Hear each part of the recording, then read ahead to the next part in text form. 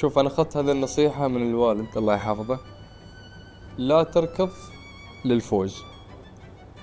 هاي كنت دائما مثلا نرجع من دبي أو من الشارجة طول الطريق وأنا أقول لا أنا ما فزت وأنا ما سويت ولا لا لا لا.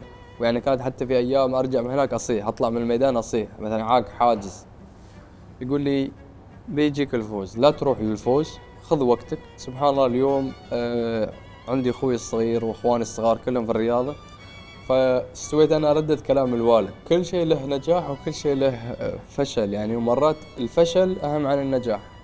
أنا بالنسبة لي أشوف الفشل نجاح. أنا دائما يوم مثلا إذا الله ما وفقني في شيء أقول رب ضارة نافعة أو خير الحمد لله، و... وإذا لي نصيب فيه طبعا بيجيني يعني.